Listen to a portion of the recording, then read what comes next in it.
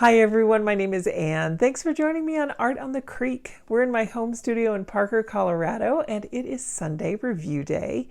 Now, many of you may remember one of the videos that I did that was learning ink and wash, and I will put a little card up here in the corner. In that one, I used this Cambrio ink pen. It's a brush pen. Let's see if I can get it open here. There we go. It's got a brush tip on it and it's got ink in the barrel, so it's really fun to just paint with, and the ink dries permanent. So I like these things so much, and I thought it would be really fun for us to try something new. I see that Sennelier makes a set of ink brush pens, and I thought, oh, I love Sennelier products. Let's take a look at this and let's see what they're like. Now, I paid for these with my own money. I'm not working with Sennelier, so this is just out of curiosity. So are you ready? Let's go play. Let's go have some fun and see how these Sennelier products work. Here we go.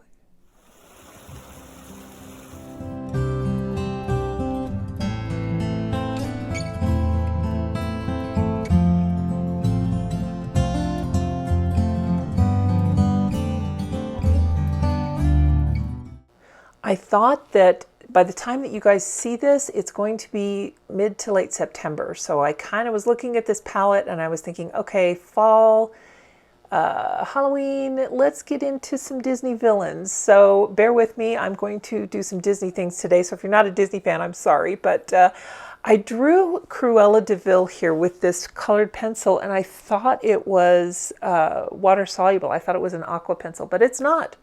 So we shall see if this becomes a factor. I highly doubt that it will. So these are packaged in a little envelope, like kind of a vinyl envelope that has a little acetate frame in there, if you will, a form that you can fit these guys back in there.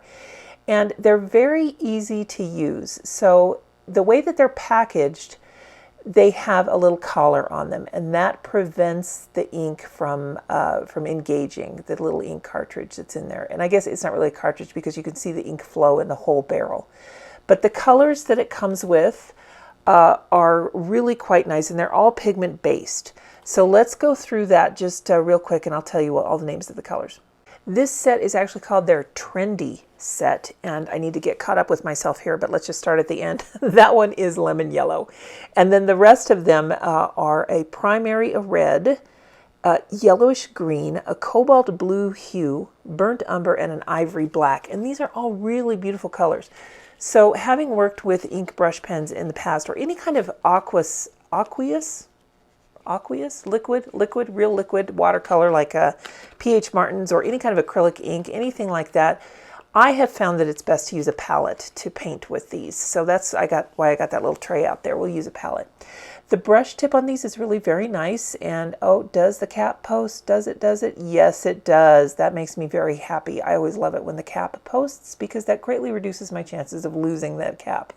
So you can see inside here, although I got that out of frame, there's a little nozzle in there. And this little collar just keeps the two parts that are in my hands now apart, so that, yeah, these two parts. There's a little hole there, and it engages in the little connecting point there, and then you just screw it on, and you can kind of feel it engage at the very end. And then, ooh, that comes out really, really fast. So that's something that's one of the first cautions that I learned by using these, is that don't do this over your paper. I ended up getting a lot of splashes on my paper because I had some trouble opening some of these. So let's just play with this and see how it is. Now, I think that's kind of dry, so I'm going to dip into a little bit of water and just see how we can get this flowing. Now, usually, like with any other water brush, what you do is you squeeze a little bit and then the product comes out. But to me, this felt like I would like to be able to use it like a watercolor. I'd like to be able to thin it down. I'd like to be able to get different values. So I wanted to play with it just a little bit and see what sort of thing that I could come up with. So what I found by doing all of these, and we'll go ahead and assemble each one of these as I'm talking here. The first one was the primary red, and this is the cobalt blue hue. First of all, the barrel, the handle part in my right hand is really easy to squeeze. So that I really like. Some of the pens got started faster than others. You can see that blue ink just kind of starting to come out. but it just took a minute for it to engage, and there it is. But boy, that really looks like a Sennelier cobalt hue. It's really lovely. Now, personally, I wish that these would flow a little bit better. Sometimes they flow not enough, and then other times they flow way too much. And then when you put the cap back on, after you've used them for a while, you know, and you get the cap back on, inside the cap is a lot of loose ink. So I think these would be best stored vertically with the caps going up, because I think if you store them laying down, I think that ink might run into the cap and you might have a leaky mess. So I don't know how portable these would be. And again, that is just my experience with this one set. It could be that in the shipping something happened to my set, but the yellow one seemed to work fine. By the way, it came out initially just great, and then it painted just fine. So let's check the green here. Sometimes it looks like I'm having a lot of trouble with the lids, but I'm not. It's just my arthritic grip strength is not very good. So don't let my actions be your judge. These really are very easy to use. It's just that I've lost some skills with my hands. And here's that light green. I kind of like it. It's a very nice green to mix with the blue and come up with a beautiful aqua. I had fun mixing a lot of these colors, so I was very pleased with a lot of them. In fact, that green one worked really the best out of all of these. And here we go with the burnt umber, taking that collar off, connecting the barrel cartridge to the brush nib, and then I'm going to pull off that lid, and let's just see if we can squeeze this and get this one going so you can kind of see that ink come down right away. Now, and there it is, just a little dot of burnt umber. I was so impressed with how these looked exactly like the Sennelier watercolors that I'm used to.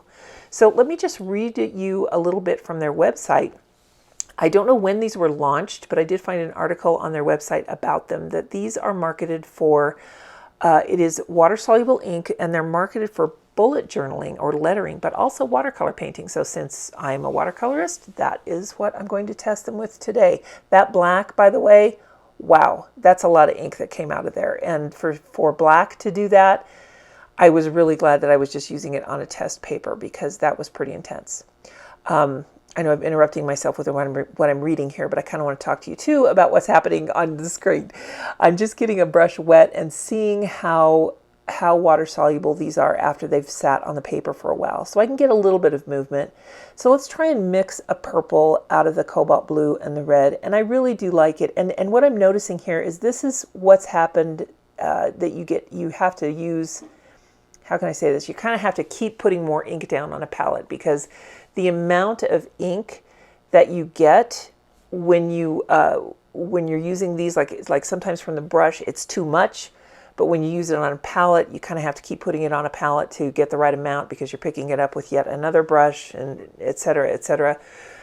It's not a deterrent, but it is something to know that if you're going to be mixing these colors on a palette and using them, you might have to continue to be at the ready to put a little bit more ink down. Like, see here, now I got too much red in that purple, so now I've got to go in and add a little more blue, and you just squeeze it and the ink comes out. It's really hard to control how much ink comes out. So if you're going to mix colors, it is kind of just a guessing game. But it's not bad. They do have a good range of inks though, so you could certainly get water brushes and just use the Sennelier inks and create your own. Because the thing about these inks is that they are beautiful. At the end of the video, when I was done filming, I looked at the swatch card again, and these colors are so rich and so intense. It's like they got more intense. You know how watercolor will shift and get lighter? These got richer and deeper, and I'll put a picture of it at the end so that you can see kind of what it's like at the after these have sat for a while. And I just thought it was almost like they're glowing. So I really love these inks. They're beautiful. While I'm mixing a gray with the cobalt and the burnt umber, and then I'll mix some skin tones and oranges, I just wanted to take a break here and talk about some of the things that are available on my channel to you. If you like reviews like this, please consider becoming a subscriber if you haven't already. I try and review one product each week. And if you are a beginner, I provide a beginner lesson each week as well. I'm in my second round of beginner watercolor lessons. Another great way that you can enjoy art on the creek is by becoming a member. A lot of artists on YouTube I know have a Patreon, but what I decided to do was to just open those memberships right here so you don't have to go to another social media platform. Right here on YouTube, you can look down in the description and see all of the member benefits and see what's available. I've really got something for everyone on my channel here, so no matter where you are in your art journey, I hope that you'll feel right at home here and find a way to really maximize your fun with art on the creek. Now let's get back to the review. You can see in the lid there in my left hand, see all of that ink that comes out just from capping it. It's kind of messy. And that's the only caution that I would really say is that have a real awareness of where you're opening these and where your work surface is, because these are splashy. When you open the caps, you'll get little drips that are really difficult to see. But if you really want to keep a pristine background, neither one of my paintings ended up with a pristine background because I do have little splashes on both of them. And here is a little swatch that you can almost see of mixed skin tones. I'm sorry I didn't get this in frame, but I'll show you a still picture of it. In fact, let me just do that right now, and then you can see how beautifully this little swatch play that I did, how it dried so beautifully and rich with gem tones.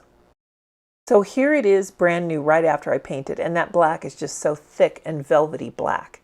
Let me show you what it's like after it's dried for a while. Here it is, and I just think these colors are like jumping off the paper. I mean, it really looks wonderful. So let's get into drawing old Cruella Deville here. I'm going to start by using kind of just a watercolor technique. Since I've already got ink, there on the palette, I thought, well, I might as well just go ahead and start to use it. So I've got a wet brush. This is just a Taklon brush. I am using 100% cotton watercolor paper because I really want to see how these work as a watercolor, which brings me back to where I originally interrupted myself. Sorry. Let me go back to reading to you from the website. The first major innovation of these ink brushes is that they have a real synthetic fiber brush tips. The innovation of the Sennelier Ink Brush pens is to be equipped with a real brush tip made of real fibers, unlike the many felt tips on the market whose tip is a brush-shaped foam. Okay, so these are their answer to an ink marker. Actually, it says here that they have 36 water-dilutable ink brushes. The set that I purchased on Amazon that I'm using here today for this demo is called the Trendy set of colors. They have 2 curated palettes, and then the remainder you can get individually. The other curated palette is an iridescent, and they do have 36 colors in all, 24 of which are modeled after their Academy line. But I'll definitely link to everything I'm using here today so that you can see what I found. And if you can find more in your area, that's fabulous because I do recommend these. Look how fun they blend with putting that cobalt down over the black. And this is cotton paper. You can go over it, you can layer. I'm sure that you could put water droplets on it and have all kinds of effects. I didn't try any salt, but I like how they work on the cotton paper as watercolor. Okay, so back to their formulation here. They say that you can create very fine lines with that brush tip and very wide lines up to 10 millimeters. And I didn't have any trouble creating those different shapes and styles of lines. Just like with any other round brush tip, you have that same kind of versatility. The second innovation about these, according to the website, is the formula itself. These are pigment-based inks, and they are an exclusive formula to Sennelier. So what that means is they are as light fast as the pigments used. I do not have the pigment information on these. I don't know which pigments are used, but if they name it something like burnt umber, well, then I can assume that it would be Sennelier's pigmentation for burnt umber, but I'm not entirely sure, simply because I couldn't find any numeric correlation online with what that light fastness means, other than these are made from pigments.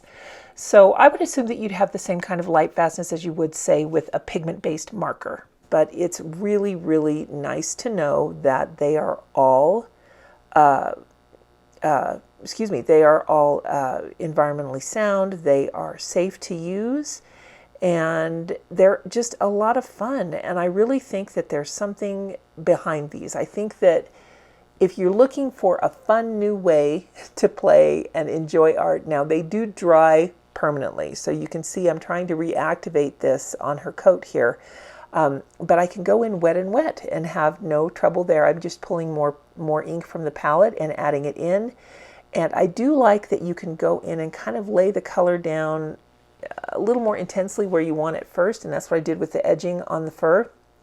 And then I'm going in with the paintbrush and adding kind of a lighter value of it, which is what I wanted to do at first with that red that I was swatching out. But I can't do that just from the brush. You have to do it with an additional water and an additional brush. So that's totally fine. You just need a couple more things to extend the play value of these. And I really like too that it's very easy to do a bit of dry brush technique right directly from these. So you can do some really fun things. You can do wet on wet. You can do all kinds of textures. See, there's some dry brush right there. And then you can go in and mix on top of it as well and just create whatever it is that you want to create and create some really fun subtleties. They're kind of not quite watercolor, not quite a marker. They're almost like a water blendable marker in that way because they are painting with inks. You're not painting with watercolor. And it you know, for all intents and purposes, it does feel the same, but they dry permanent, and that's where it really does feel different. And they dry a little bit more luminous than they are when they first go down.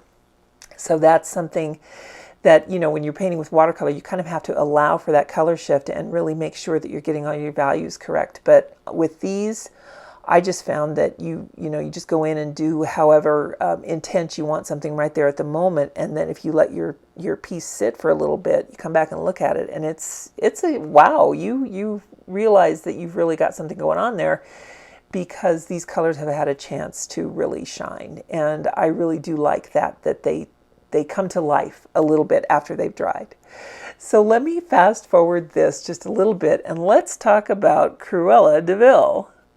In this part, it's not really a tutorial on how to draw Cruella Deville, but I do want you to see this in sped up time because you can really see how these inks perform in a time-lapse way on this cotton paper.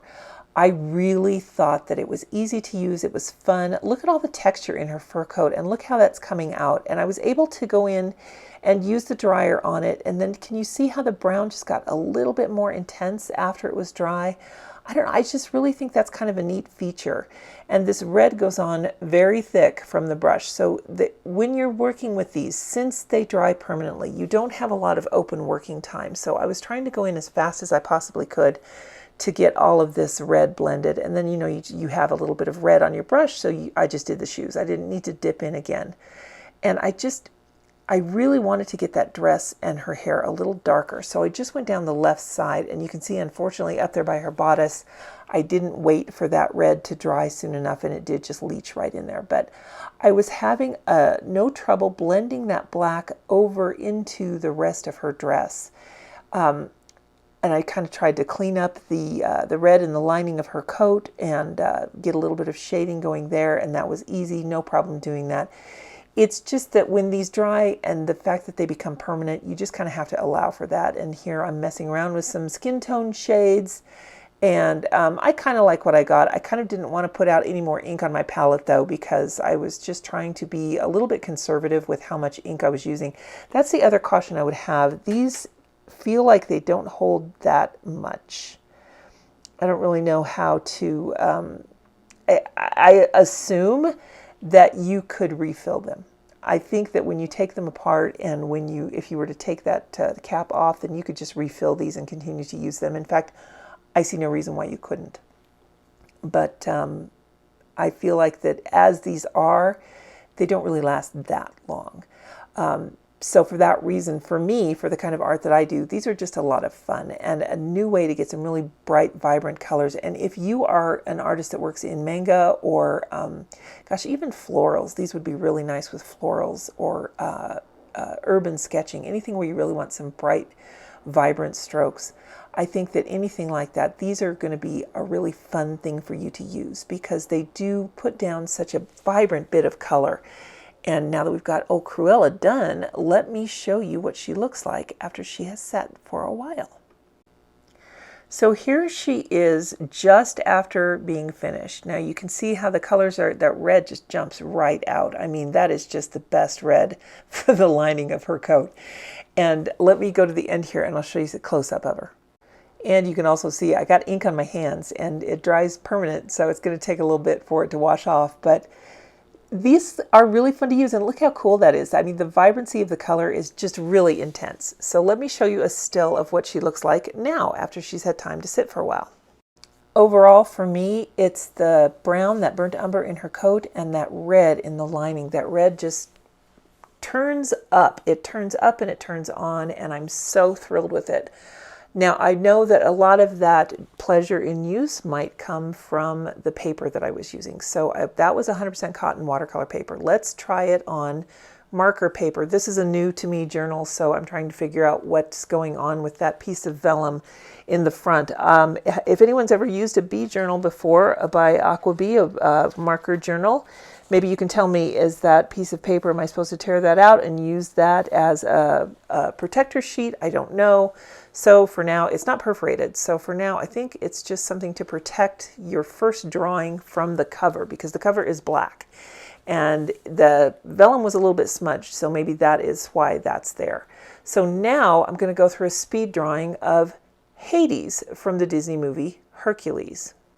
I'm filming this actually on Monday, August 28th, and we're having a really weird cold snap here. I guess it's not weird. Colorado weather tends to be kind of roller coaster-y sometimes, and this is one of those days, although the sun is out now, so that's nice.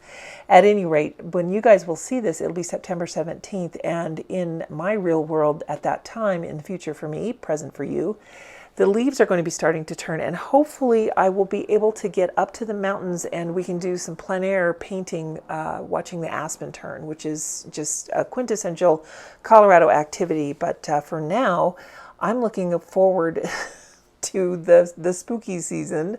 This is something that social media loves, and I can't resist a good opportunity to draw some Disney characters. And I might do a challenge in October to draw Disney villains, and maybe that would be kind of fun.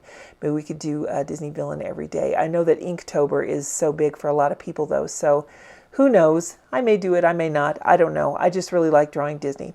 So what I'm going to do here with this one, I wanted to test. Now, this is on marker paper, and the reason I thought that marker paper would be good is because these are an ink, and they should hold on to the paper very similarly to a way that an alcohol marker or a water-based marker would hold on. The pen that I'm using is from a Graby set that I got. It's a Superior pigment liner, and I love it. It has a flexible nib. And now I'm just going to use my kneaded eraser to erase my pencil lines. And I'm going to go in with this cobalt blue hue first. The paper is very easy to use, and I can definitely see, I've never used this paper before, I can definitely see how it will work if I'm using an actual marker and what the absorption rate's going to be, that kind of thing. So I'm just mixing this teal that I was telling you about with the green and the cobalt blue for the edging on his cloak and on his hair and his eyes, and it was very easy to mix. I'm mixing a little bit of black into the red to get into his mouth and having no trouble with that at all. I went ahead and used the burnt umber directly on his hand clasp there that it looks like more like a skull of some sort with elongated teeth.